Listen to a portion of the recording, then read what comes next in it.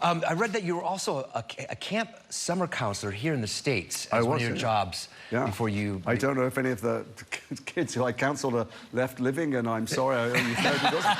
But, no, I love kids. I've always loved kids. I always do magic when I was a kid for my friends' little brothers and sisters, and I was a counsellor, and then I got my equity card, my union card, by doing children's parties. You know, so, oh, no kidding. Yeah, no, I was a counsellor here in New Jersey. I don't know if I traumatized any of the kids. They wanted to be scared, for instance. Oh, so you would do, like, campfire stories? I did more than that. I took them out.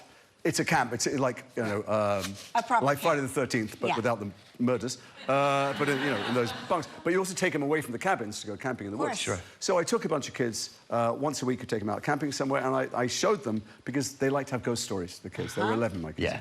And they were looking forward to being scared. And I said, look, here's a letter from the camp director. He said, I'm not allowed to tell you ghost stories because last year some of the kids were traumatized and they had nightmares. And so we can sing songs, we tell jokes. And they were like, it's so lame. I went, look, I'm going to get fired, you know. So, but there was one kid, he was 11 years old. He was like Fonz. He was too cool for school. And he just wasn't going to sing songs. He had a boogie box. He said, I want to listen to my music. And I went, fine, as long as you sit away from everyone else. So we all go sit in the camp, and they were bored with telling jokes, singing Kumbaya or whatever. And this kid suddenly goes, Jason, Jason! I go, I told you to keep quiet. If you can't keep quiet, you can't... He goes, listen, he turns it up. It's local radio, and some guy's escaped from a prison, and he's killed the guards, and he's loose in the forest.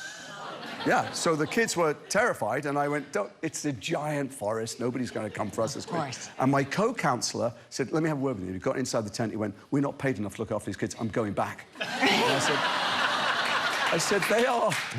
These are... Look, it's a giant forest. There's not going to cover... These are our... You know, these are our ward. We're in care. Yeah, sure. Care. And he went, dude, we're students. We're here for free. These are spoiled kids. Forget it. I'm going. So we came outside the tent, and I said, Tony's going back to the camp. We didn't bring enough sausages. And they went, we heard what you said in there. I said, we're all going to die. I said, we did that for a joke. It's fine. Of course, it's the sausages. And he left. And then the kid... with the music, turned it up again, and there was he'd killed a family, like he'd beheaded some guy in the tree, and the guy was in the forest. And I said, guys, it's a gigantic. This is one of the national parks. It's fine. Anyway, the kids were terrified all night long, and of course, when the morning came, I told them it was a tape we'd made, and oh, you had yes, made a we'd tape? made the tape. The whole thing was a trick. Yeah, and they loved it, and they used the tape for the other camps. On Camp Time with Jason Isaacs. All right, we're going to take a break. More with Jason Isaacs when we come back. Stick around.